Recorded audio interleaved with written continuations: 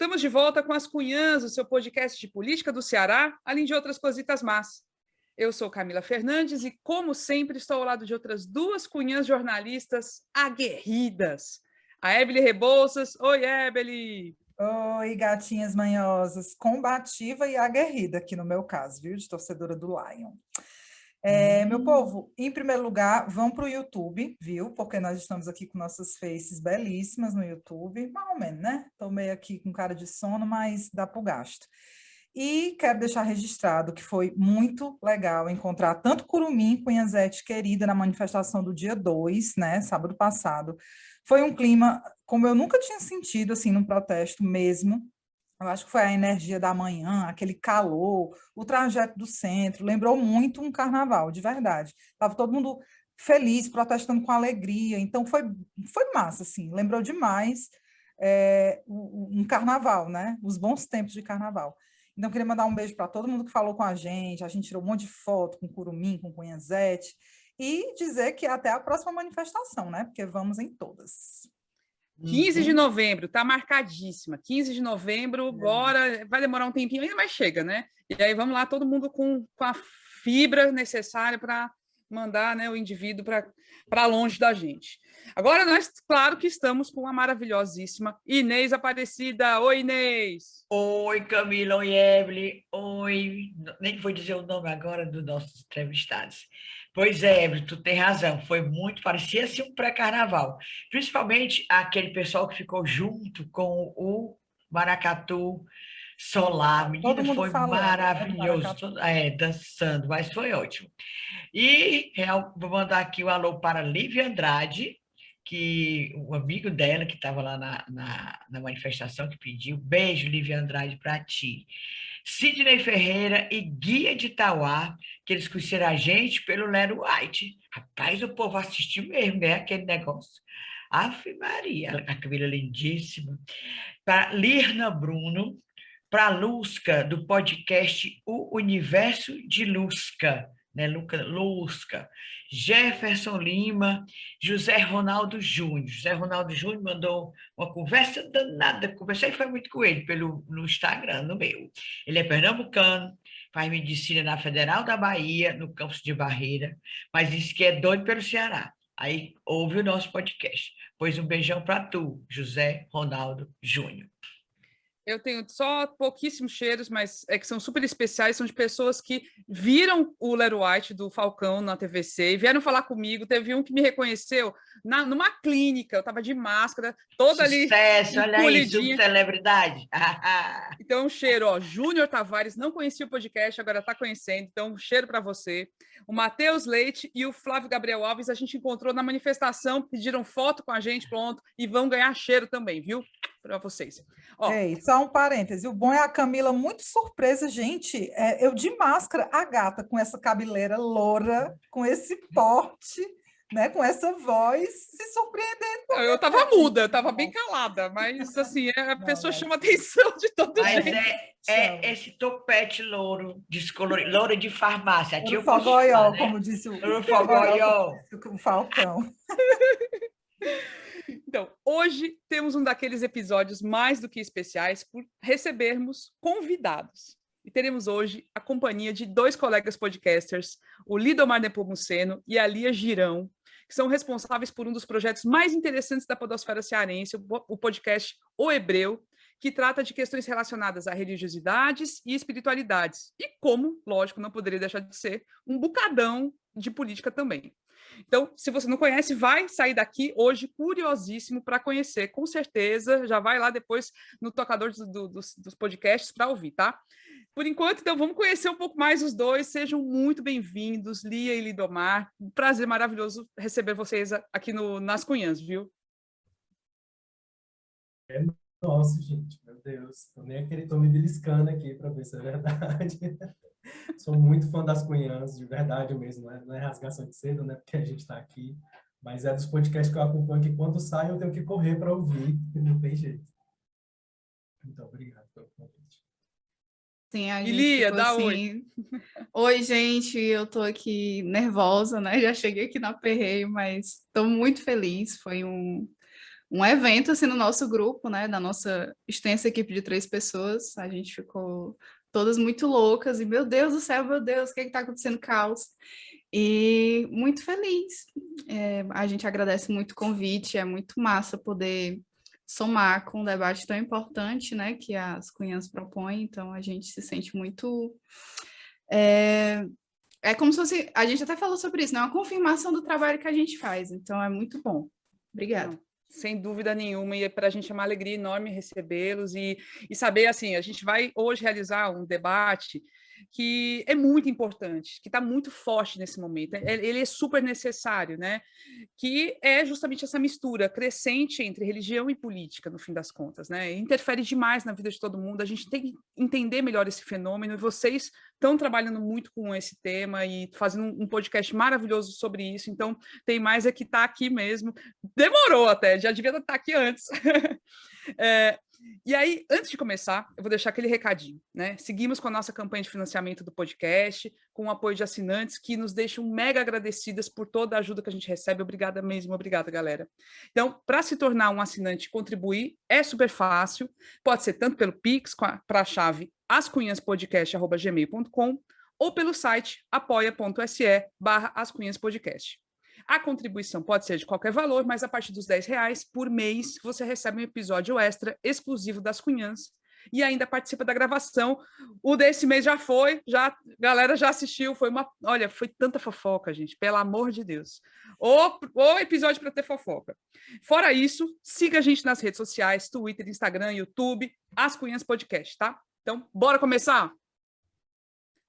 Então, para começar, vamos primeiro apresentar direito os nossos convidados, e quem vai fazer as honras da casa é a nossa matriarca, como diz a Evelyn, a Inês Aparecida. Bora, Inês, apresentar os nossos convidados.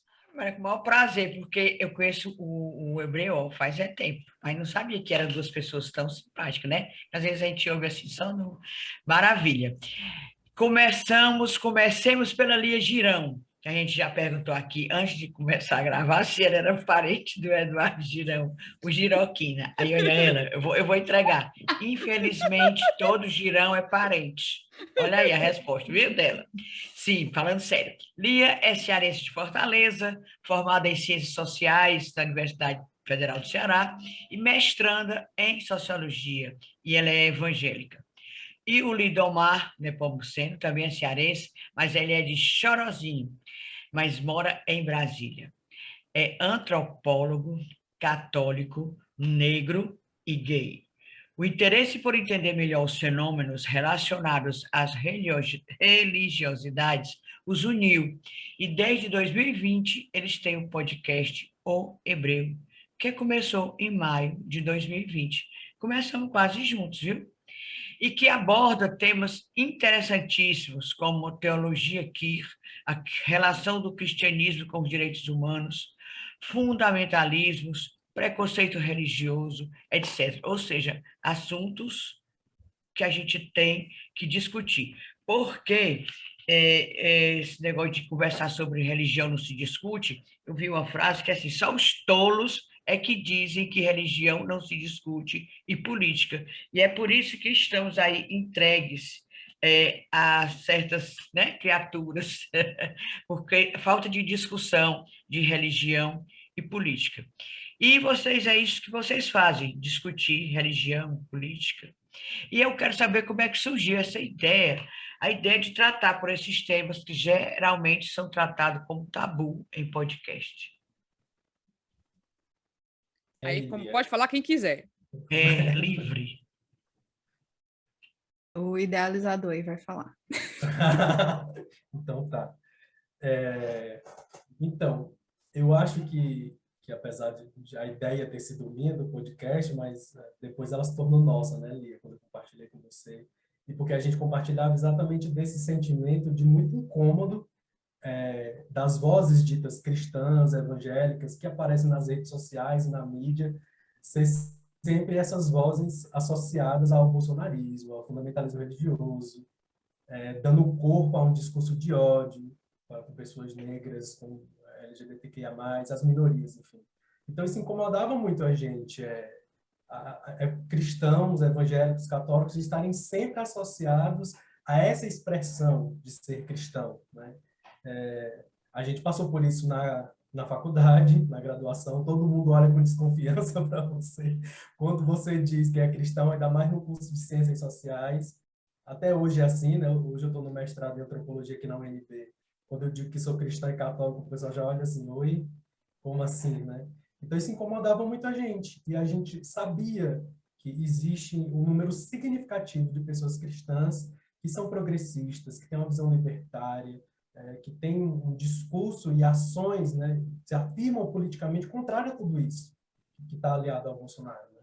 Então a gente quis potencializar essas vozes, para além das nossas, não só a gente se colocar dizendo, olha, tem gente diferente falando sobre essas coisas, né, mas para além da gente. E basicamente o Hebreus tornou isso, esse espaço de encontro, onde a gente chama essas vozes para que outras pessoas possam ouvir também, saber que a gente está aqui, que a gente está resistindo, que a gente está construindo uma contranarrativa daquilo que tem se dito, se afirmado do que é ser cristão, do que é ser evangélico. Tá? Perfeito.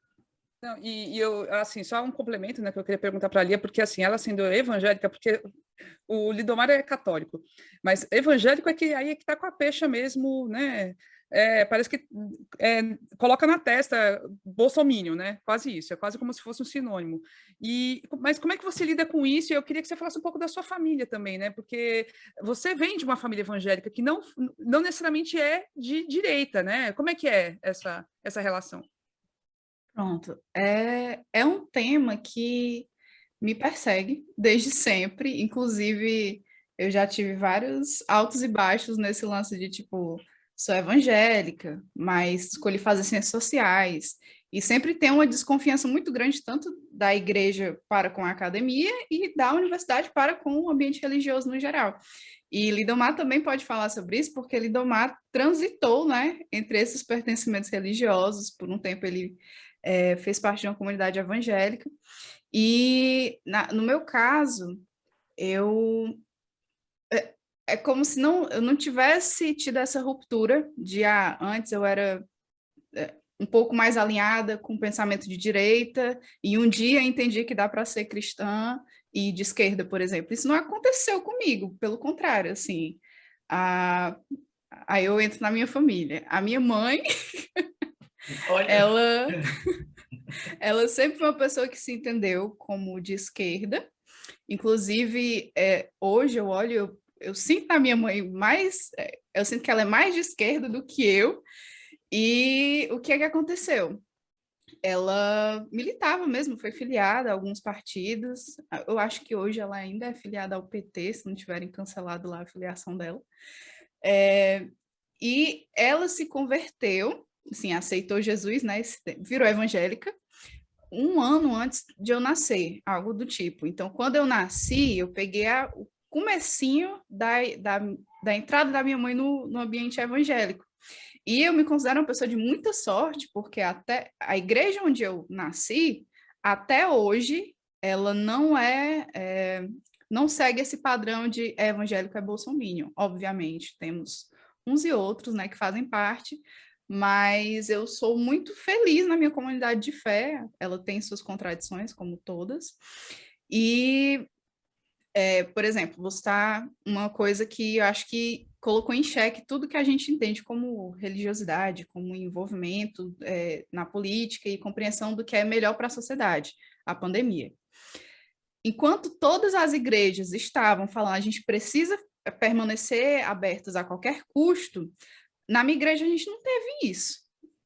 Na primeira semana, eu lembro que eu falei com o pastor assim, na primeira semana que surgiram aqueles 3 casos, né, aqui no Ceará, que eu lembro que foram confirmados no domingo, eu estava, né, como uma crente raiz, comendo minha pizza depois do culto, e aí vi lá a notícia de que 3 casos de Covid no Ceará. Aí eu já fiquei assim, opa.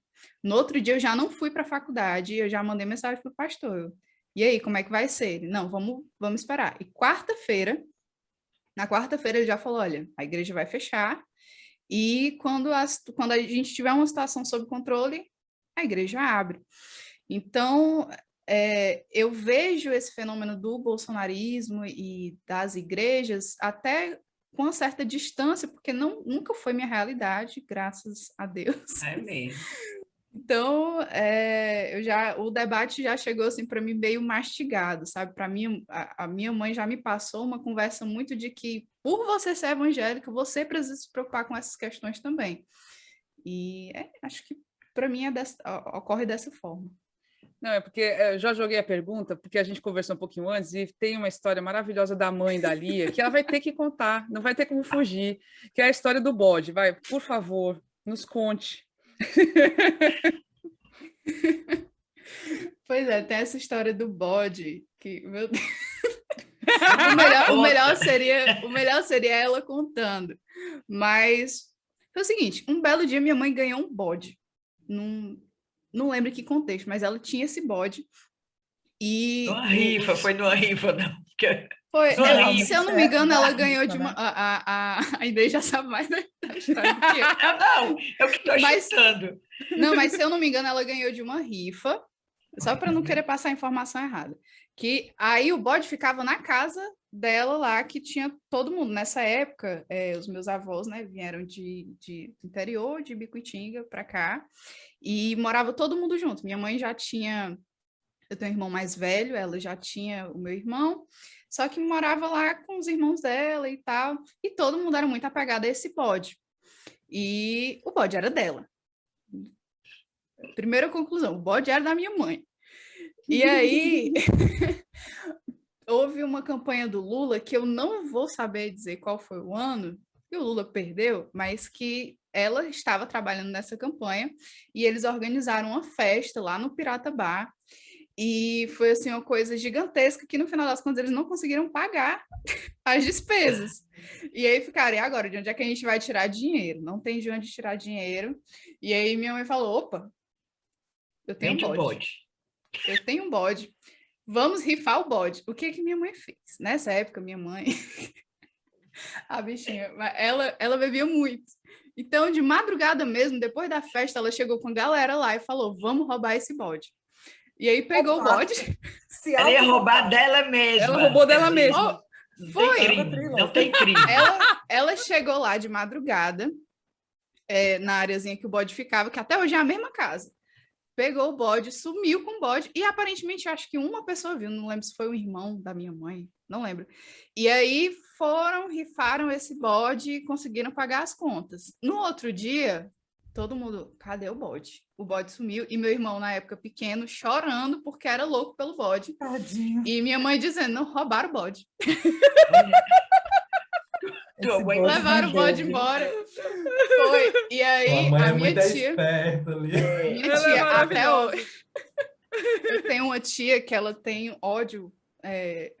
tudo que é de esquerda, o Lula e tal, até hoje ela fala, você roubou o bode de si mesma para financiar o Lula. Foi, tipo, ela em vez de ter dito, o bode era meu, eu dei para rifa, ela, não, gente, roubaram. Inventou uma história para não criar um problema maior. Mas é maravilhoso. Muito bom, o bode rendeu que só. Foi por uma boa causa, né, meu povo? Eu queria fazer uma pergunta para vocês dois, tá? Eu queria que os dois respondessem. Bom, a eleição está bem aí já, né? E o ambiente político agitadíssimo. E eu tenho muita curiosidade de saber como é que, nesse momento, o debate político está acontecendo nas igrejas, né? Pastores, padres, as lideranças religiosas. A Lia falou que tem muita sorte de estar num ambiente, né, muito confortável politicamente para ela, mas eu queria saber, inclusive, da experiência de outros colegas e do Lidomar também nas igrejas, como é que esse debate está chegando, se está sendo feito, o que é que andam falando, já tem direcionamento para os temas eleitorais, para os nomes de candidatos, como é que vocês estão vendo isso? Não se acanhe, não. Quem começa? Eu vou decidir, meu povo. Para, então, vai. A Lia falou, na instante do bode, fale. Pode falar. Então, Evelyn, o meu contexto aqui em Brasília é bem específico, né? Se isso não ficou bem enegrecido no início, eu sou cearense, mas estou morando em Brasília atualmente. Em Brasília, eu não consegui me integrar em nenhuma paróquia. Por quê? Porque as paróquias todas, sem exceção, no plano piloto em Brasília são paróquias bolsonaristas alinhadas com o bolsonarismo. Os discursos oscilam de mais radical e mas está todo mundo nesse mesmo barco. Então, eu, sendo um homem negro e viado, não sei se pode dizer isso aqui, né? Pode. À Gay, vontade, você como- fica super tá. à vontade, o podcast é totalmente livre, sem censura. Prefiro dizer que eu sou um homem negro e viado. Então, sendo eu um Sim. viado preto católico, não me sinto à vontade, não me sinto acolhido em ir para essas igrejas aqui, né? E aí, Nordestino, né? Que ainda tem essa outro Tem elemento esse aí que a galera... exatamente, Brasília ainda é um desafio para mim. Então, assim, eu não sei dizer o que estão falando nas comunidades porque eu não tenho ido, mas conhecendo esse contexto, né, também acho que é importante demarcar isso. Eu faço parte do grupo do Diversidade Cristã de Brasília, que é um grupo de católicos LGBTQIA+, que integra uma rede nacional de grupos católicos LGBTQIA+. Eu sou uma das pessoas que coordena esse grupo. E essa narrativa é comum entre as pessoas, a dificuldade de se integrar em uma paróquia, exatamente porque em Brasília esse é o contexto. Então, eu imagino, Evelyn, que é de alinhamento total, como já era antes, né?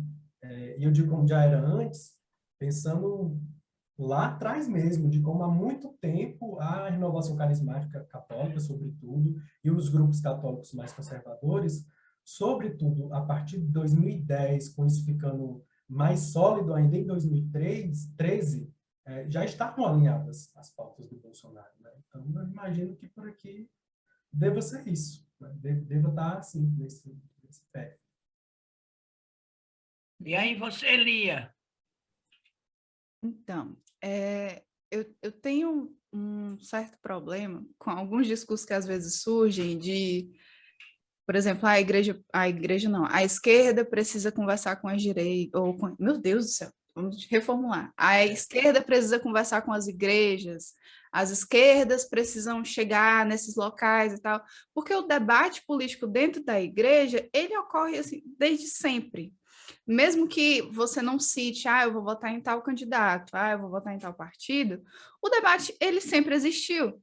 Então, a gente sente, às vezes, o clima, né, que eu acho que é disso que a gente está falando, a gente sente o clima do ambiente, a gente vê como é que essas pautas estão sendo abordadas.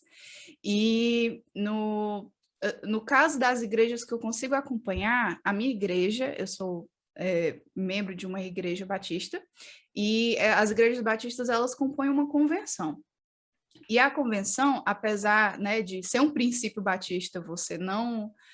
a separação entre igreja e Estado, e não se envolver e tal, os membros, os líderes, as pessoas que ocupam cargos de liderança dentro da convenção, sempre se posicionam, inclusive temos candidatos, né? E o engraçado é que, na minha realidade, na minha igreja, ela é uma igreja que, de certo modo, está de costas para a convenção. Eu não vou dizer que o meu pastor é petista, mas um belo dia ele me pediu um broche do PT só para mudar a foto do perfil e irritar outras pessoas. Genial. Leia-se Genial. outros pastores. Pessoa, né? Então, Olha aí. Então, apesar disso tudo, não existe um direcionamento específico sobre votar ou não em um candidato. Isso ocorre em muitas igrejas, né? Em muitas igrejas, realmente, os pastores pedem para votar, e isso ocorre de maneira descarada. Mas eu acho que é importante a gente saber que isso não é um fenômeno geral, e que o debate político é construído a partir, inclusive, das leituras que são feitas na igreja. Terça-feira, por exemplo, eu estive lá na igreja, a gente tem um grupo de estudo de jovens, e a gente está lendo o livro de Atos, por exemplo. E a gente estava lendo um trecho falando sobre um profeta que ele estava denunciando uma grande fome que iria acontecer, e ele atribui isso a um governante. E nessa reunião, foi inevitável eu citar que no atual momento que a gente está vivendo, tem gente em fila de açougue pedindo um osso. Então, como é que a gente faz parte de um grupo de pessoas que, em teoria, adoram um Deus que é amor, que é igualdade, liberdade, tananã, tananã, e a gente compactua com uma política que permite que pessoas estejam atrás de osso para comer? Então, acho que é importante a gente saber que esse debate ele ocorre Sempre, e de várias maneiras, a partir da leitura que a gente faz da Bíblia, a partir da forma como a igreja tem sua relevância social, que a igreja tem sim, é verdade quando dizem que a igreja muitas vezes chega onde a esquerda não chega, porque ela realmente está em todo lugar. Então, a gente tem igrejas em comunidades não, né, em bairros de elite, e a gente tem igreja nos bairros mais pobres. Qualquer lugar que você for vai ter uma igreja. E em qualquer lugar que você for vai ter um discurso religioso rodando. E o discurso religioso que também envolve um debate político. Domar? Deixa eu só fazer um comentário. Na semana passada, um amigo que acompanha os canais do Bolsonaro no Telegram mandou para o nosso grupo de WhatsApp um vídeo que eles estão circulando de uma senhora moradora da periferia conversando com uma repórter, sei lá, que a questiona sobre feminismo, né? E ela vai dar uma lição de moral, né, nessa moça, a senhora falando para ela, dizendo, olha, dizendo exatamente isso, quando o meu filho adoece, vai para a UTI, não são as feministas que vão lá se revezar para render o meu plantão para que eu possa trabalhar, são as pessoas das igrejas, todo esse discurso, né? E é um discurso que, no fim das contas, eles capitalizam, mas tem a sua... Bom, é justo, né? É justo, esse comentário é justo. Eu só queria comentar isso, porque é uma coisa que eles estão capitalizando, estão viralizando, e tem tudo a ver com isso que você tinha falado. Realmente. Mas engraçado que ontem, no sábado, né, quando a gente foi para a manifestação, eu falei ontem que nós estamos gravando no domingo. Até a Camila fez a foto da senhora, ela estava com a camiseta, assim, sou evangélica, mas não sou bolsonarista.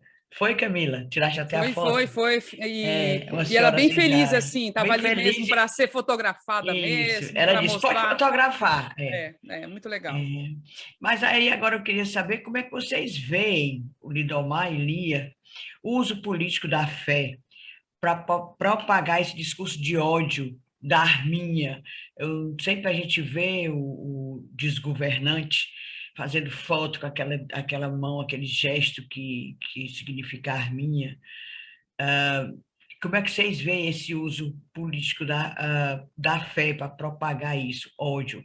Aí eu pergunto, porque a gente não sabe, e vai ver que nossos ouvintes, muitos também não, se só são os neopentecostais que entraram nessa onda de ódio, de dizer que bandido bom é bandido morto e tal, ou se são todas as outras igrejas, as outras denominações também têm essa linha. Eu acho que dá para responder isso pensando no que eu ia comentar do que a Evelyn tinha colocado anteriormente ainda. Porque, por mais que a gente não consiga dizer, no meu caso aqui, nesse contexto de Brasília, as igrejas estão falando isso e isso, eu acho que vão votar em fulano de tal, a gente sabe em que direção essas pessoas vão, que pessoas, os grupos conservadores, que estão mais alinhados com essa pauta moral, antes de qualquer coisa. São essas pessoas que falam da ideologia de gênero, aqui entre aspas, né? Então, Evelyn, eu acho que, independente de quem seja, se o Bolsonaro ou outro candidato que defenda esse discurso de pela família, contra o aborto, contra a ideologia de gênero, é essa figura que essas pessoas vão acompanhar, porque essa pauta é muito cara para essas pessoas, sabe? Eu acho acho que as pesquisas de alguma forma têm mostrado isso, quando acho que a pesquisa do Datafolha mostrou que o Bolsonaro tinha perdido um pouco o apoio entre evangélicos. E aí eu não sei, né, esses dados esmiuçar e tal, mas eu fico pensando que de fato, tem quem olhe para a situação econômica do país e diga, gente, não dá mais, esse cara tá louco, e aí talvez se afaste, mas tem as pessoas que continuam insistindo e achando que essa pauta é a mais importante de todas, é falar de um modelo de família, é falar da Mais até escola do que sem os prejuízos que ela tem no bolso, né, com o salário encolhendo. Exatamente, porque a gente está lidando com a história do sagrado, da relação com o sagrado, da ideia de pecado, do agradar ou não a Deus, né? Eu estou falando isso lembrando do discurso do padre Paulo Ricardo, que é impossível não falar dos grupos conservadores católicos no Brasil, o bolsonarismo não fala do padre Paulo Ricardo, a figura dele é fundamental, e de como ele mesmo tem um discurso. Se você pesquisar nas redes, você vai encontrar textos e vídeos dele onde ele justifica o contexto da pandemia como uma questão de isso acontece porque as pessoas são pecadoras e Deus está ensinando essas pessoas pedagogicamente. por meio do sofrimento. Ou seja, tem algo maior. Isso é maior do que pensar a questão econômica, do que, entende? Então, era comentando isso, assim, lá que você tinha perguntado anteriormente. Eu acho que quem levantar essa bandeira, essas pessoas vão juntos, independente de que não necessariamente precisa ser o Bolsonaro. O Bolsonaro foi, ainda é, mas ele começa a... Em 2010, eu estou dizendo isso porque eu acho que é o Fábio Pi que coloca essa cronologia, assim, que em 2010 é quando ele começa a se mostrar mais fortemente como essa figura conservadora. Eu prefiro dizer que é fundamentalista, né? Eu acho que conservadorismo é outra coisa aí. E aí esses grupos religiosos começam a se aproximar dele, né? Mas é porque ele é quem estava naquele momento de maneira mais explícita levantando isso. Não fosse ele, seria outro, né? E daí, Inês, eu acho que a gente comete algumas injustiças quando a gente faz esse debate. Primeiro, não dá para falar de a igreja evangélica no Brasil. A igreja evangélica é muito plural, o movimento evangélico é muito plural, muito. Então, não dá nem para dizer que todos os pentecostais estão aliados ao Bolsonaro. Os neopentecostais, talvez. Os pentecostais, acho que não, né? Então, acho que isso é a primeira coisa. Evangélicos no plural, é melhor colocar assim. E não são só as igrejas pentecostais e neopentecostais.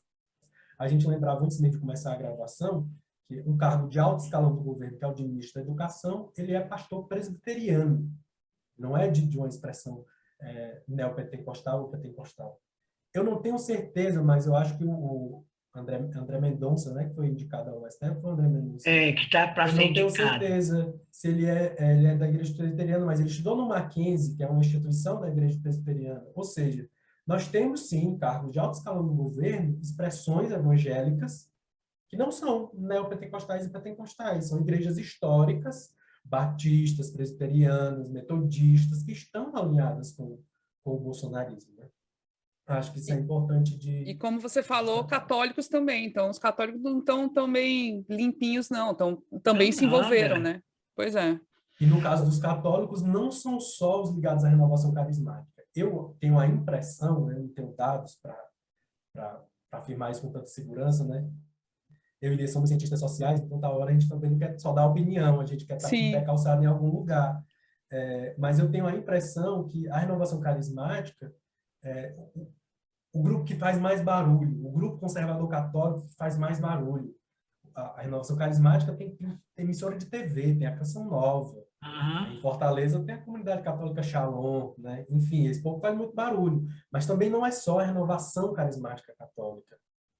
A gente podia lembrar aqui de uma congregação, aliás, eu acho que é uma congregação que é o Arautos do Evangelho, do padre João Cladias. Vocês lembram daquela matéria no Fantástico que expôs vários problemas no colégio deles? Então, tem essa galera. E o João Cladias vem de um outro movimento, que eu não vou lembrar o nome agora, mas lá de muitos anos, décadas atrás, da época das comunidades eclesiais de base, essa galera já estava organizada politicamente, levantando uma pauta conservadora.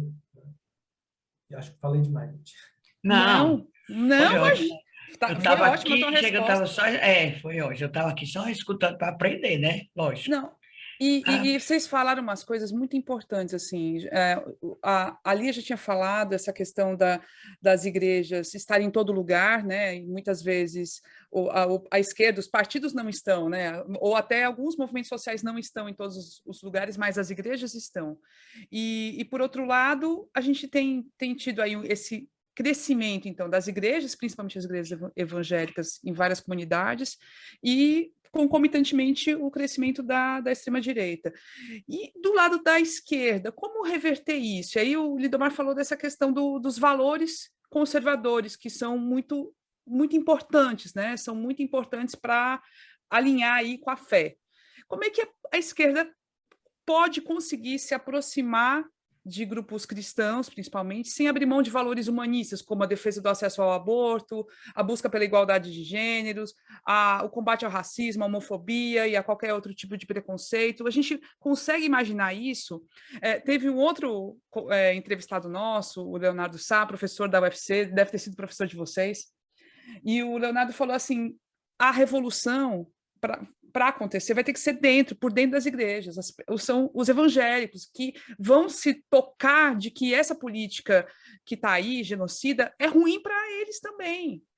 isso vai ter que acontecer por dentro, porque a esquerda talvez não vai conseguir chegar e convencer, vai ter que ser por dentro. Mas o que vocês acham disso? Eu vou dizer só isso e aí deixa a Lia começar respondendo, mas isso já está acontecendo, né, amiga? Eu acho que a esquerda começa errando por aí, por achar que não está acontecendo. Vamos nós levar a revolução para dentro das igrejas. Quem foi que disse que ela não está acontecendo já, ó, faz bastante tempo? Ai, quero saber, Lindomar. Ai, Fala, Lia, Lia. Ai, a Rocha, mas fiquei bem curiosa curiosa. com essa resposta. Ai, gente, muita coisa. É porque é um engodo muito grande, porque a gente fica nessa de é a esquerda, é a igreja, ou, sei lá, se a gente pensar outras expressões de religiosidade que precisam também de um pedacinho, né, dessa, né, não é nem desse poder, mas desse local de decisão mesmo. Então, eu me preocupa pensar até na possibilidade de uma revolução que comece pelos evangélicos, pela igreja, porque eu acho que, assim, apesar de, na realidade, esse parecer ser o caminho mais viável, eu acho que as consequências disso também não são as melhores, porque a gente precisa pensar também, o Leonardo Sá, ele foi meu professor e era meu orientador. A gente precisa pensar também que, por exemplo, é porque eu lembrei que ele falou sobre isso e vou referenciar aqui, Sim. que a igreja, muita gente da igreja apoiou o Lula, por exemplo. Muita gente votou no Lula várias vezes, muitos pastores, né? Aquela fotinha com várias cantoras evangélicas lá orando pela Dilma, recente. Então, existe uma mudança de posicionamento que ela é compreensível, dá para entender que a igreja, quando ela não se viu representada nesses valores conservadores, né, e fundamentalistas, né, como o Lidomar colocou, ela facilmente fala, não é mais aqui não, vamos para cá. E isso é perigoso, eu acho que isso é perigoso para a democracia, a gente ter numa instituição religiosa um poder tão grande de mobilizar massas. Então, beleza, vamos tentar fazer esse debate dentro das igrejas, mas vamos também criar um ambiente mais participativo para outras pessoas que nunca estiveram nesses locais de poder. Então, por exemplo, Tava lembrando aqui dos pentecostais, que a gente, toda vida que a gente fala no hebreu sobre neopentecostais e pentecostais, a gente tem que fazer essa notinha de tomar muito cuidado, porque da mesma forma como a gente fala que as comunidades de religiões de matriz africana sofrem um racismo religioso, a gente percebe que os pentecostais sofrem um preconceito. E a gente precisa lembrar que são nessas comunidades mais pobres, por exemplo, que tem mais essas igrejas. Beleza, que são igrejas que têm aqueles líderes que estão lá na televisão e falando aquelas coisas e tal, mas a gente precisa pensar que aquele discurso sai de um canto muito remoto e chega em locais inimagináveis. Então, quando a gente pensa em construir esses debates dentro da igreja sobre descriminalização do aborto, sobre política de drogas, sobre a ideologia de gênero, né? A gente precisa considerar que... como é que eu falo sobre isso? Tudo bem a pessoa não concordar. Eu não quero que as pessoas da minha igreja achem aborto legal. Sim, sim. Eu acho que a gente não quer isso no geral. O que a Sim. gente quer é que essas pessoas entendam que elas não podem querer ter o controle sobre os corpos de outras pessoas. Sim. E, inclusive, eu cheguei já a pincelar esse assunto lá na minha igreja e, obviamente, foi um caos, porque a gente tem que ir, né, a passos de formiga, falar sobre drogas, sobre qualquer coisa e explicar que até pela lógica do evangelho não faz sentido ninguém ser submetido a algo de maneira forçosa. A gente fala muito que o evangelho ele é a graça, ele é de graça, ele atrai as pessoas e isso essa aproximação ela deve ocorrer de maneira espontânea. Então, qual é a lógica da igreja evangélica querer impor a sua vontade sobre os outros? Então, isso não condiz nem com o que a Bíblia fala, sabe? O fundamentalismo, ele tem esse problema de que ele cria lógicas que não são fundamentadas.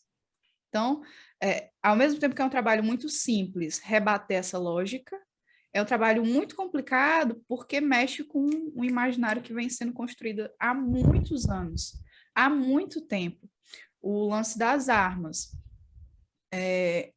Eu vi uma pessoa citando um versículo que Jesus falou que era para vender a manta e comprar uma espada. Aí diz que por isso armas são ok. Só que Jesus, no mesmo versículo lá, ele fala assim, ó, mas isso aqui é para que se cumpra a profecia lá de não sei aonde, de Isaías, que diz que eu andava com malfeitores. Ou seja, o próprio Jesus fala que arma não é coisa de gente de bem. Você querer abrir para que todas as pessoas tenham armas e que todas as pessoas tenham o direito de matar, isso, aos olhos do evangelho, e qualquer pessoa que entenda um pouquinho de evangelho sabe que isso não faz o menor sentido. Por que que isso tem uma relevância tão grande das igrejas? E por que que tem tanta igreja? E por que que tem tanto pastor rico? É porque é lucrativo. É lucrativo. Você colocou a maior contradição de todas mesmo, porque é isso que você falou. Quem leu minimamente o Evangelho, em algum momento da vida até, eu li, eu fui católica há muito tempo, e, cara, não tem lógica nenhuma, não encaixa, mas é uma coisa, é um discurso fundador, é uma coisa que vem por trás, né? Se consolidou como um discurso hegemônico, né?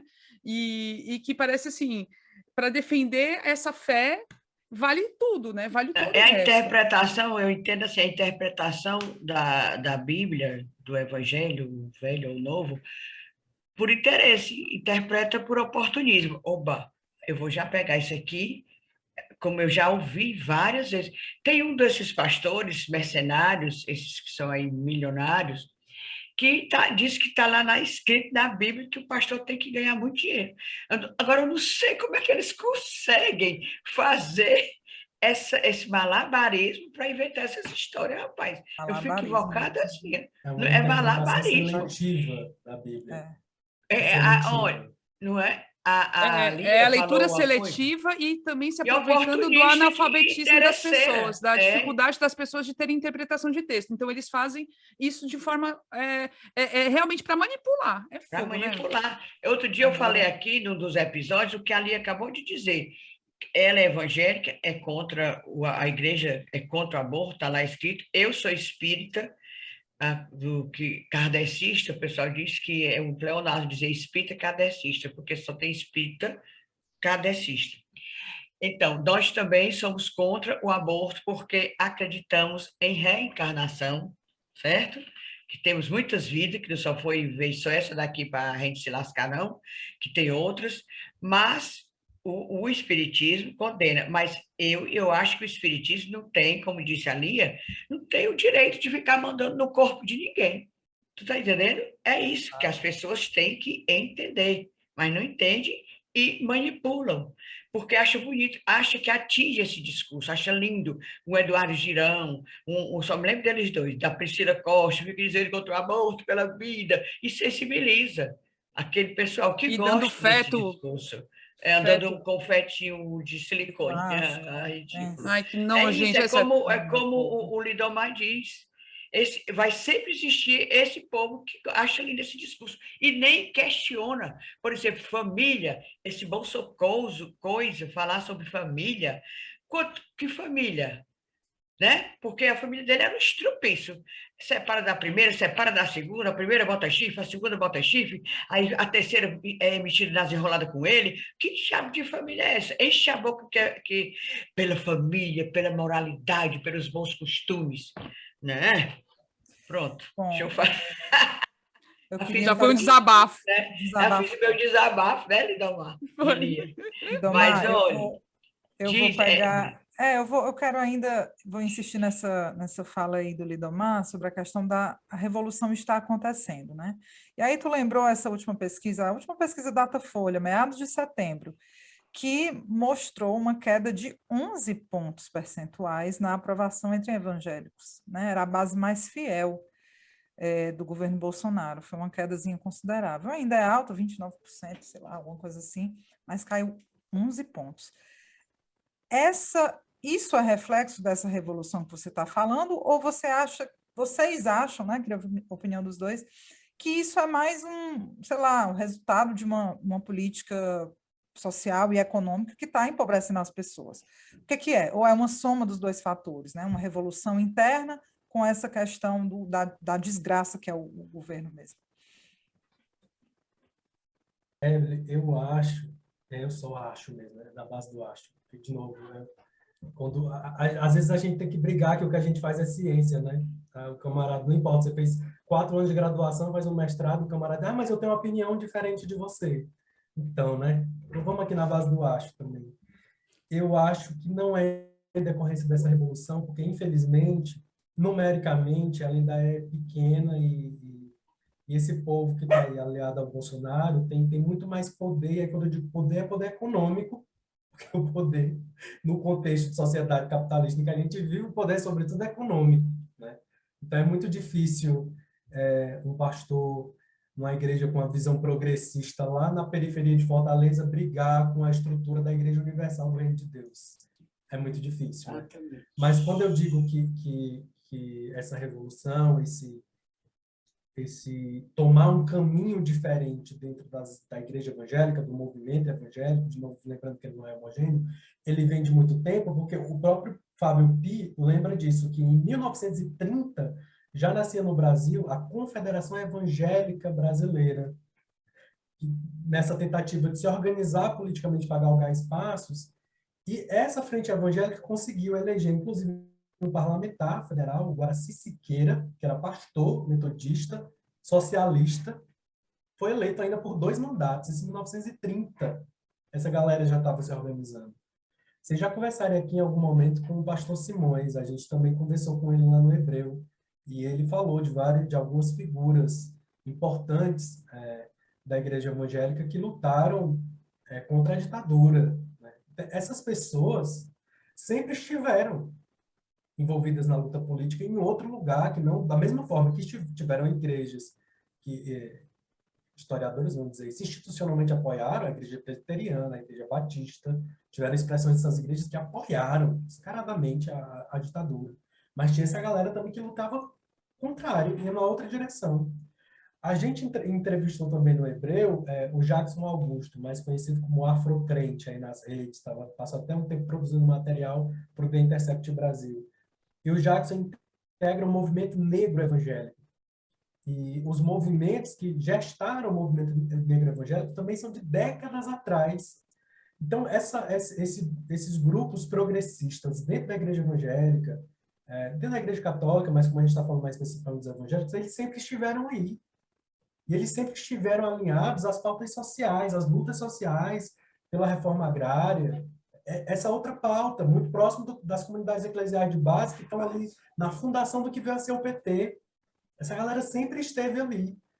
Agora, a gente foi vendo ao decorrer dos anos, e aí eu acho que é importante demarcar isso, né? Nos governos do PT, algumas coisas passaram a ser pautadas, eu vou nem dizer que foram pautas que avançaram, porque acabou os governos do PT, a gente não teve aprovado uma lei que criminaliza a LGBTfobia. O Supremo teve que fazer isso.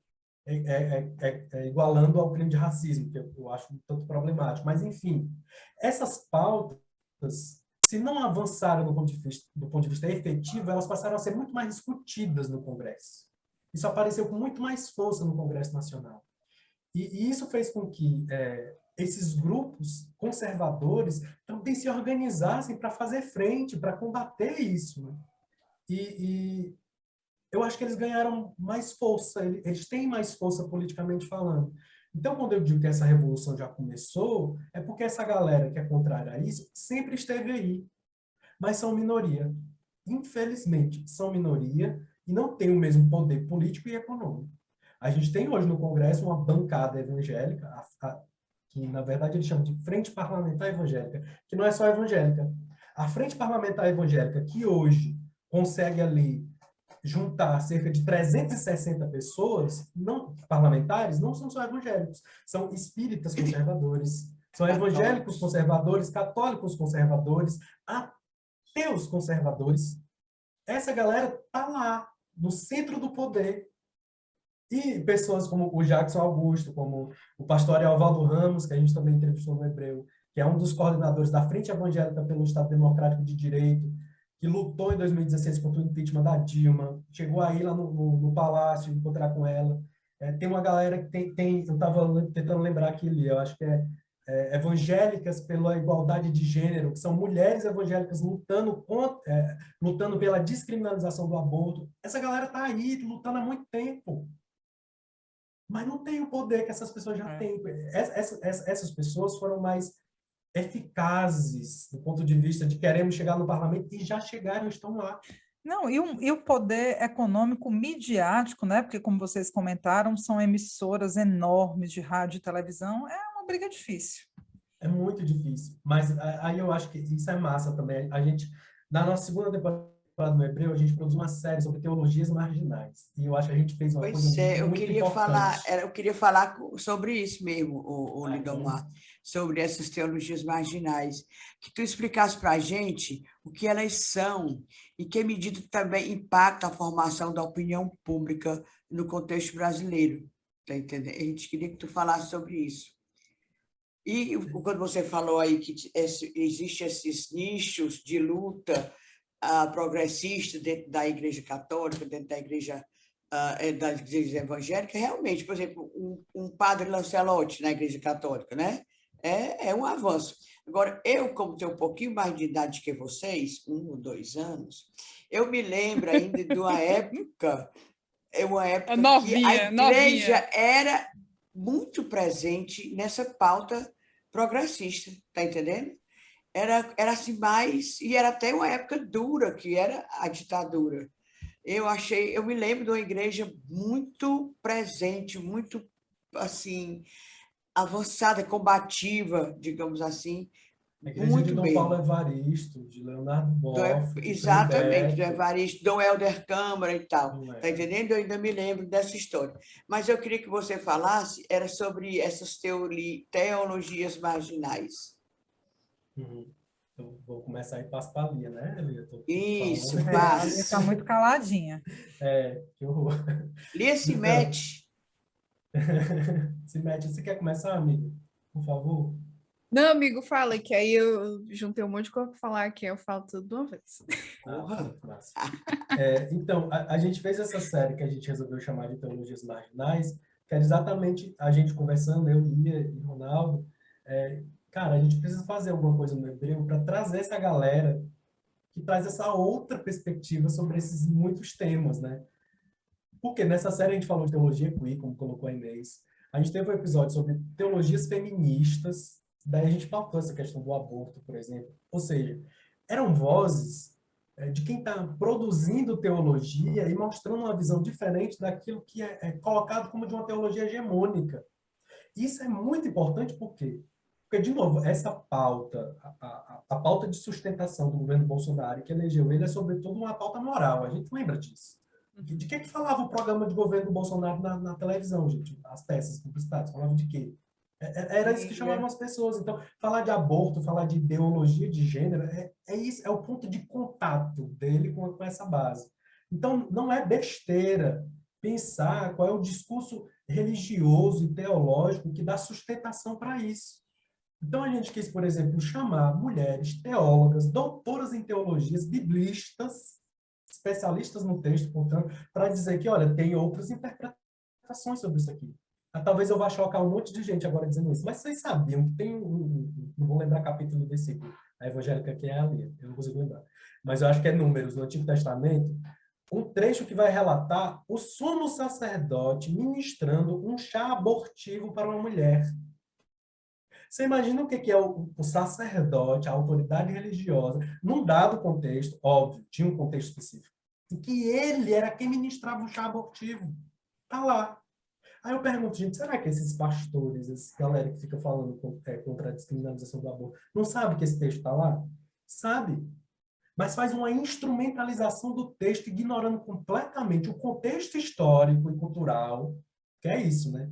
Quando a gente fica só no discurso raso de que a Bíblia é a palavra de Deus, isso é muito problemático, gente. Vão me crucificar agora, eu sei. Mas isso é problemático porque a gente esquece que esse livro foi escrito por pessoas em um contexto histórico e cultural. Ele é datado, tem um contexto, né? Então, essas mulheres interpretam a Bíblia não é dizendo uma coisa absurda, elas estão dizendo o que já é óbvio no texto, mas que é preciso uma mulher se levantar e dizer, porque os homens não irão dizer, porque não é importante para eles. Então, a gente conversou com 2 biblistas negras, teólogas feministas negras, faltando isso. Uma delas, eu faço questão de dizer, chama Maricel Mena Lopes, é uma teóloga colombiana, a primeira doutora em teologia da Colômbia. A Maricel é referência no Brasil e fora do Brasil. Faltando isso de que, olha, como esse discurso patriarcal que coloca a mulher nesse lugar, no espaço da igreja, da religião, foi historicamente construído. Nem sempre foi assim. Aí a gente lança a mão da teologia para dizer, por exemplo, que mas no Antigo Testamento está lá que condena os homossexuais. Ok. Mas aí a interpretação do contexto histórico vai dizer que se condenava a relação entre 2 pessoas do mesmo sexo porque Israel estava num contexto extremamente bélico, de conquista de território, que o que interessava é que as mulheres procriassem para ter mais gente para o exército. Então não era uma questão de ser pecado. Olha o contexto histórico. Então a gente produziu essa série, Inês, trazendo essas vozes para mostrar que isso sempre esteve ali no texto. Agora, o fundamento, isso é tipo do fundamentalismo religioso, faz uma leitura seletiva da Bíblia, isolada. Pega um texto, isola, esquece o contexto histórico, esquece o todo do livro e diz o que quiser. Aí eu lembro de outra teóloga feminista brasileira, a Nancy Cardoso, que diz, gente, eu queria saber o que esse pessoal fuma quando fala de família tradicional. Porque você olha para o Novo Testamento e você não encontra esse modelo de família tradicional. Pois é, A onde é que família tá, de né? Jesus não era assim, velho. Não era. As pessoas chegaram lá, Jesus, tua mãe e teus irmãos estão aí. E ele diz, mas quem são minha São mãe e meus meus irmãos? pais, minha Porque ele irmã. tinha uma noção de família ampliada. Não era o pai, a esposa e os filhos. Não era essa a noção dele. Falar de aborto no Novo Testamento a gente só tem, no Novo Testamento inteiro, só tem tem 2 contextos de mulher grávida, Maria e Isabel. São os 2 contextos em que aparece gente grávida no Novo Testamento. Depois não tem mais. E em nenhum desses contextos se fala de aborto. E para finalizar, nesse sentido, quando a mulher é flagrada em adultério, todo mundo conhece essa passagem, tá? Vão matar ela apedrejada, porque supostamente ela cometeu adultério. Supostamente. E vamos supor que ela de fato tivesse cometido adultério. Maricel Mena Lopes é quem lembra isso. Se ela cometeu adultério, muito provavelmente ela podia estar grávida. Isso não é uma questão para Jesus, ele não pergunta, mas está grávida ou não está? Né? Porque dependendo, a gente apedreja, né? Não é questão para ele. O que importa para ele é defender a vida dela e ponto. Acabou. Então, é fundamental. Aí eu digo, volta lá atrás, a gente estava falando, a esquerda precisa dialogar com os espaços da religião, dialogando com quem já está fazendo essa luta lá. E não daquele princípio arrogante, acadêmico, de que quem tem religião é porque não é tão intelectual. A academia ainda tem esse ranço, Demais. herança do iluminismo, de achar que o espaço de produção do conhecimento precisa estar separado da fé, da crendice, e esse modelo de universidade é muito prejudicial. É uniepistêmico quando a gente cresceu num contexto pluriepistêmico no Brasil, onde ficam os saberes indígenas, afrodiaspóricos, esses saberes são menos importantes, né? Enfim, já estou indo para outro lugar, mas... Não, mas foi incrível, Lidomar. Tanto. Foi incrível o que você falou. Diz, Lia. Ai, meu Deus, fala. Eu sempre prefiro que o Lidomar fale antes, mas aí o Lidomar fala e eu fico pronto, já foi dito tudo. Já falou tudo. Mas pensando no lance das teologias marginais, eu acho que essa temporada serviu assim para muitas coisas para a gente. E uma delas foi meio que a separação que ocorreu na minha cabeça de teologia e igreja. Por quê? Quando a gente pensa, sei lá, teologia feminista, teologia negra, teologia queer, ou teologia inclusiva, né? Vou colocar aqui entre aspas. A gente sempre vincula a uma comunidade. É normal a gente pensar dessa forma, porque se a gente tem uma comunidade que traz a teologia hegemônica, provavelmente a gente vai ter comunidades que tragam outras teologias. Só que a forma como a temporada, né, foi se desenrolando, eu cheguei na conclusão de que essas teologias, elas nos dão novas questões para pensarmos. Então, não é apenas dizer que essa teologia é uma teologia totalmente diferente, mas essa teologia está trabalhando assuntos que uma outra teologia não está trabalhando e é um ponto que precisa ser tocado. E vou voltar aqui a algumas coisas, porque eu estava pensando no exemplo do aborto, novamente.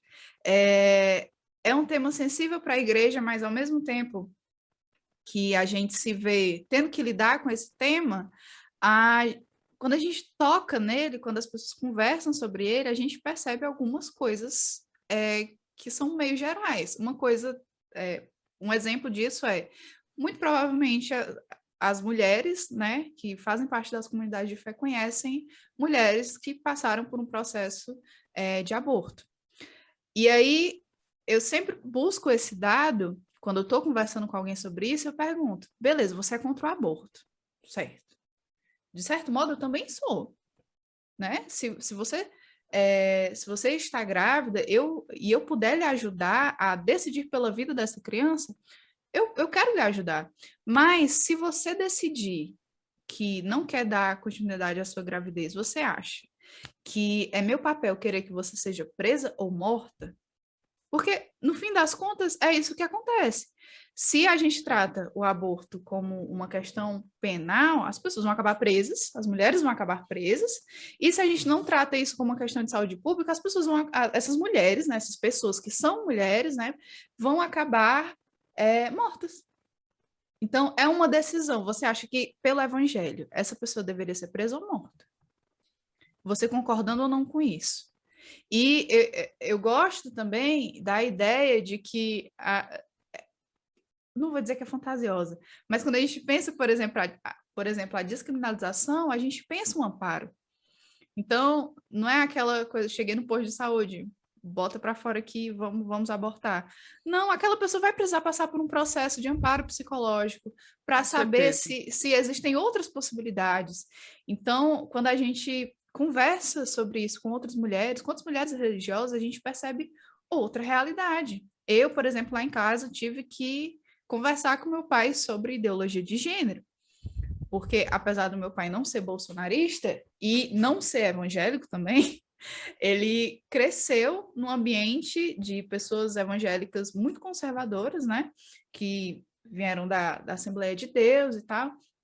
Então, alguns pontos realmente são intocáveis. E uma coisa que eu não citei, né, Lindomar, nós somos licenciados em ciências sociais, ou seja, nós somos educadores. E, inclusive, nós estivemos trabalhando esses assuntos em escolas. E eu tive que fazer esse trabalho educacional de explicar para o meu pai que não é do meu interesse, não é do interesse da sociologia ou de qualquer outra ciência que trabalhe questões de gênero, que a gente transformar meninos em meninas e meninas em meninos. Não é, e não não é da nossa área também determinar se uma coisa é pecado ou não, mas é pegar a partir da realidade, né, dados. Então, a gente não entrega kit gay na escola. Aí a mamadeira de piroca, cadê? Eu até tenho... Pois é. Então, alguns pontos a gente tem que explicar de maneira muito simples que, olha, não é isso tudo. Isso não está acontecendo em escola nenhuma. Eu tô lá, eu tô fazendo esse trabalho, não existe a mamadeira de piroca nas escolas. Então, a gente trata como algo muito sério, que a esquerda precisa falar com a igreja, mas uma palavra que eu anotei várias vezes aqui no papelzinho que eu tenho do meu lado é micropolítica. O movimento social é muito importante. Sim. Massa, a gente poder se organizar, show, mas esse trabalhinho pequenininho que a gente faz, conversando, sei lá, com o meu pai, com o meu primo, com tal pessoa, e aquela pessoa entendendo que aquilo não é isso tudo, ter o podcast isso já é um também é importante. O podcast surgiu disso, né? Muito então, importante. Virar voto é massa. A gente está lá no período eleitoral, vai para a praça, eu fui virar voto, mas eu não quero virar voto, eu não quero chegar na véspera da eleição e ficar batendo boca com bolsonarista. Sim. Não quero. Eu não me convide para virar voto. Não me convide. Não, a Inês vai acabar xingando. Eu perderia a primariedade. Sem dúvida. Não, eu fui, né, acho que foi no segundo turno, né? Eu fui para a praça aqui do bairro que eu moro, que é o País Messejana. Fui lá para a Praça da Messejana E eu passei, assim, umas 2 horas conversando com o cara.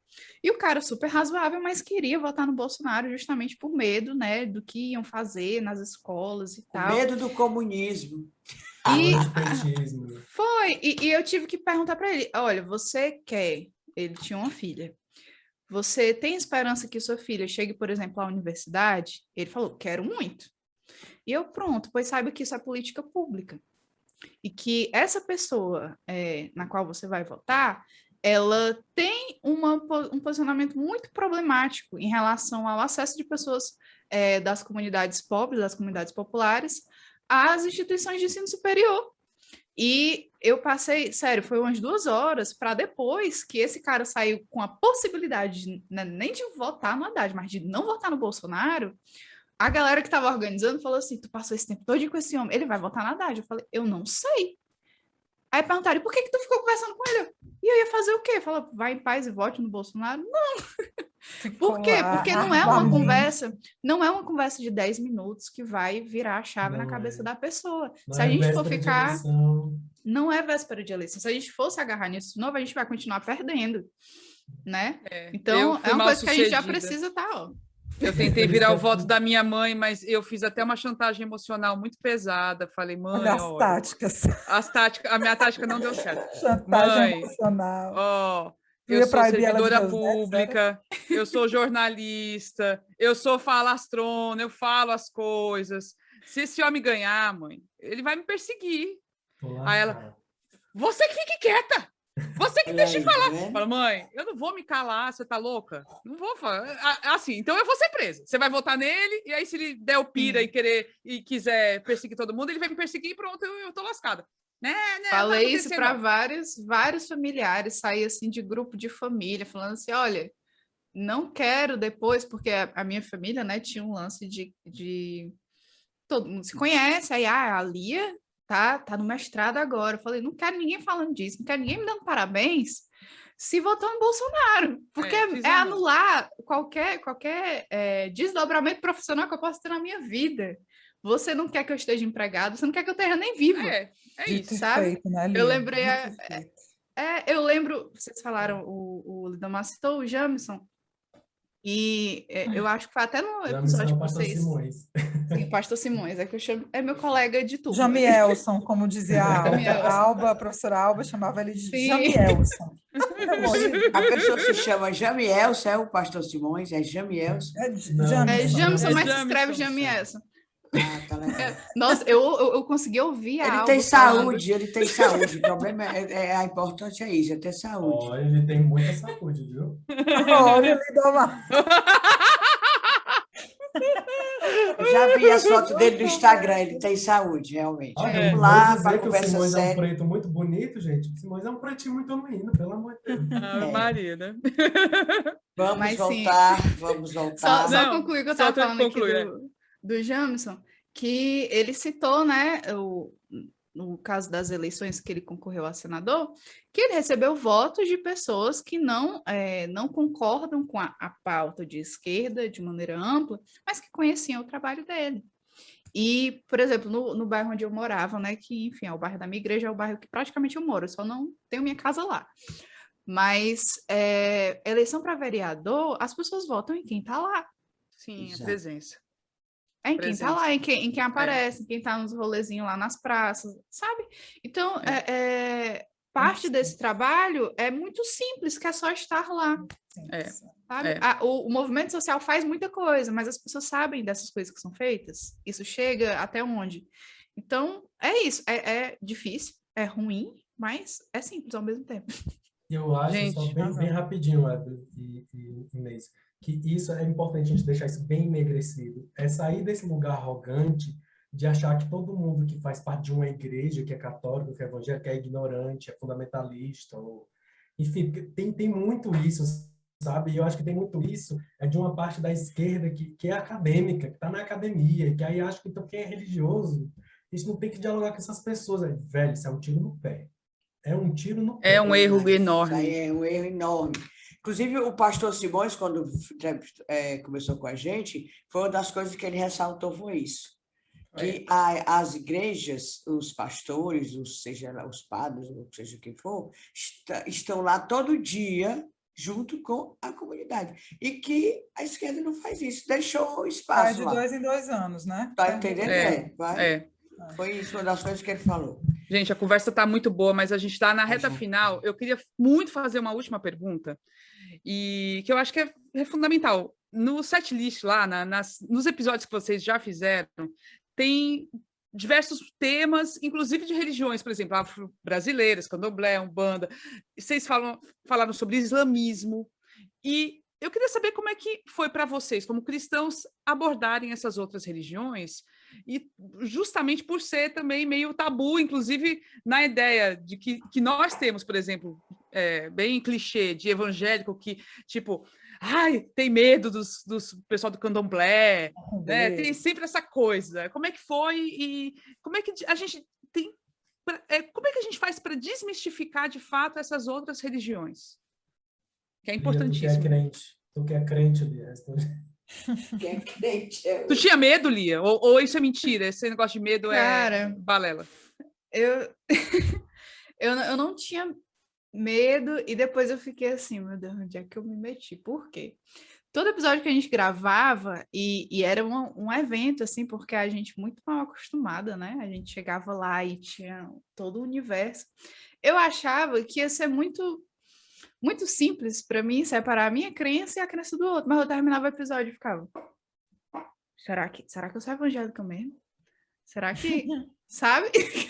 E aí eu ficava... Será que eu não vou bater tambor também agora, né? Não, eu fiquei muito com isso no episódio sobre islamismo, porque apesar do lance, né, do lance cultural, são religiões, o cristianismo e o islamismo, que têm uma cosmovisão muito parecida, muito similar. Então, e ouvindo, né, as meninas falando, a Gillian e a Líbia, que, nossa, pessoas maravilhosas, foi uma conversa muito, muito boa, inclusive é um dos episódios que as pessoas mais gostam. 2 mulheres islâmicas feministas. Sim. Nossa, maravilhoso. Caramba. E aí não é tudo Talibã, né? Esse ponto é muito polêmico, né? Pois é. Mas para mim foi uma experiência boa até demais. Que eu ficava, meu Deus do céu, eu conheço tão pouco. E não era querendo, eu falo isso brincando, né? Mas não era querendo mudar de religião nem nada, mas a gente percebe que a gente conhece muito pouco sobre as religiões. O que a gente conhece, muito provavelmente, meu filho, você sendo da antropologia, você sendo, sei lá, uma pessoa altamente desconstruída e tal, mas o que você conhece muito provavelmente vem de preconceito também, sabe? Então foi uma experiência muito massa e a gente terminou com essa sensação de insuficiência ainda, porque vez ou outra a gente recebe uma mensagem, tipo, fala sobre tal religião, não falaram sobre espiritismo, não falaram sobre... Inês, tá vendo? Pois é. Então a gente ficou, né, com isso na cabeça, de que é um ambiente muito amplo, e apesar da gente ter essa vontade de abordar religiões, a gente tem uma limitação que é: eu sou evangélica e o Lidomar é católico, então a gente ainda está dentro desse aspecto do cristianismo, né? Mas, sim, não houve nenhum medo, nenhum estranhamento grande, foi só tipo, meu Deus, Massa. tanta coisa. A gente teve esse cuidado, né, Lia, eu aprendi isso na academia e aprendi do jeito ruim. Você quer que as pessoas conheçam aquela religião, chama alguém que é da religião para falar da religião, né? Não ia ser eu. Na antropologia, o meu campo grande de pesquisa é a antropologia da religião. Hoje, mais especificamente no mestrado, eu pesquiso relações raciais e branquitude no contexto das comunidades tradicionais de terreiro, né? Mas é muito indigno eu chegar enquanto pesquisador e falar da religião do outro, que por mais que eu observe, estude, não é a mesma coisa, velho. Doideira. Então, a gente sabendo dessa relação, às vezes, muito problemática que a academia tem, a antropologia principalmente, chegar lá, extrair tudo, depois tchau e sumir, a gente desde o início decidiu que a gente iria trazer pessoas que são das religiões para falar das religiões. E quando a gente decidiu chamar a Umbanda e o Candomblé, não foi do nada. O Brasil é um país muito racista religioso, isso é racismo religioso, né? é importante fazer essa diferenciação. Quando a gente fala de religiões afro-indígenas e afrodiaspóricas, a gente não está falando simplesmente de intolerância religiosa. Tem um nome, é racismo religioso. Sim. Porque a gente está falando de tradições que estão ligadas às pessoas negras, às pessoas indígenas, e é só mais um desdobramento do racismo que está tão presente no país, né? Então, a gente quis, sabendo que o nosso público sobretudo de pessoas que, se não estão ligadas à igreja, em algum momento estão, a gente queria que as pessoas conhecessem essas religiões, ouvindo de quem é na religião. E foi muito legal receber o feedback das pessoas de, oh, caramba, o candomblé não é o que eu pensava, né? Porque não era qualquer pessoa, a gente tinha uma Ialorixá, uma autoridade do terreiro falando, Massa. não é qualquer pessoa, era a Tifone Odara, inclusive, falando sobre. Então, foi uma experiência muito bacana. Para mim não era bem uma novidade, porque como é meu campo de pesquisa, eu já ia a terreiro, tenho amigos que são de terreiro, então eu já conhecia aquilo. E exatamente por conhecer que eu queria muito dar a oportunidade que as outras pessoas também conhecessem, para desmistificar isso, né?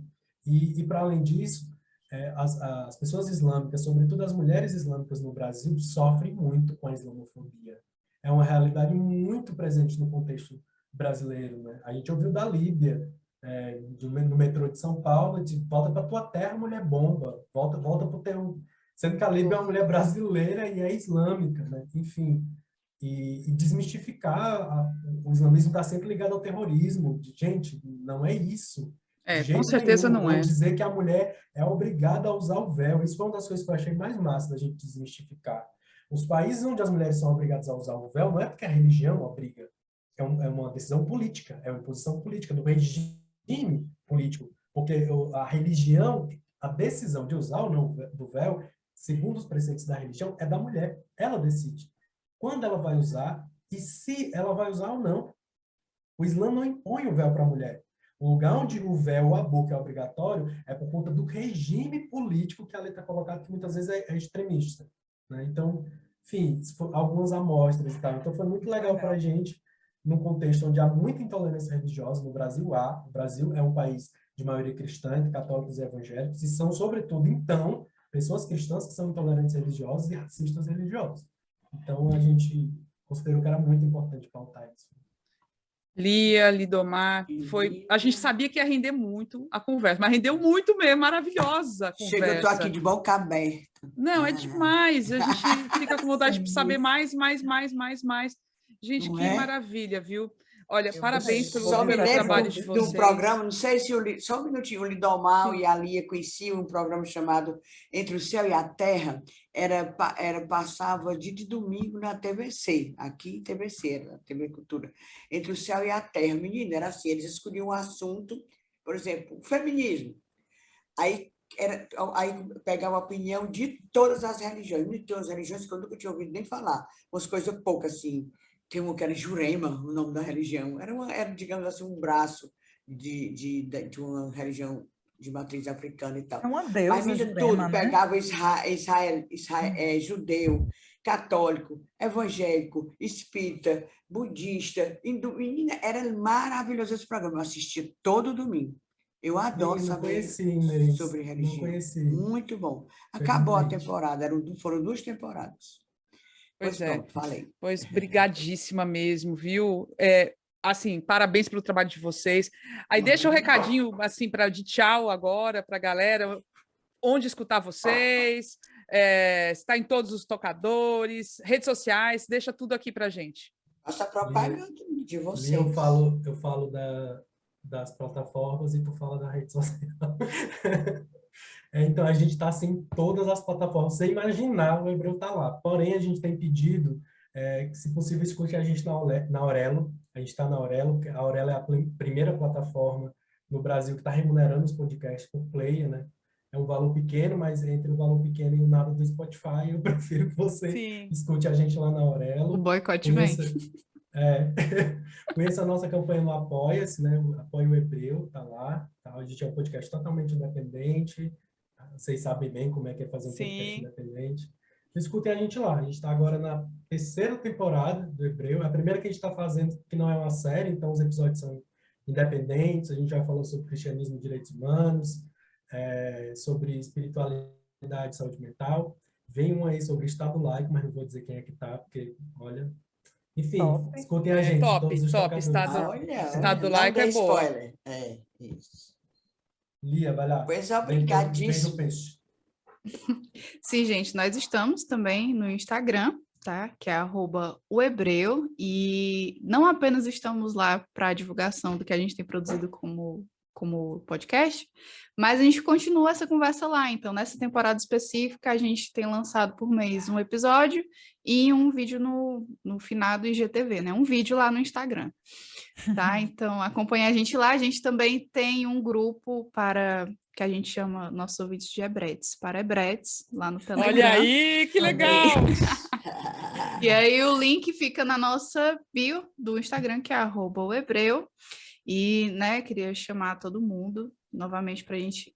Já falaram disso, mas vamos para a manifestação, tá bom, gente? Vamos fazer alguma coisa. Não fui Boa. ontem, queria muito ter ido, mas graças Ai, a foi Deus ótimo. estava Mas vamos tomando no dia minha 15 de segunda novembro, dose. a gente se Ai, encontra lá. parabéns, lá. D2 Tá tomada, pronto. Aí valeu tudo. Porque tá Valeu. difícil, não tá fácil aqui em Fortaleza conseguir essa D2, viu? Tem gente que tá lutando aí, tá Sim. difícil. Camila, Mas, ó, só sim. quero dizer obrigado de novo e dizer que eu ganhei um presente, porque eu faço aniversário na quarta-feira. Então, eu não imaginei que eu ia sair de ouvinte das Cunhãs para estar aqui hoje. Então, um presente no mês de outubro para mim. Muito Massa. E obrigado. parabéns! Olha aí, Feliz parabéns! aniversário! Olha Parabéns. só! Trinta, pra Pronto, você. viu? vocês que estão ouvindo 30 o com episódio força. hoje, na terça-feira, dia 5, o aniversário do Lindomar é dia 6.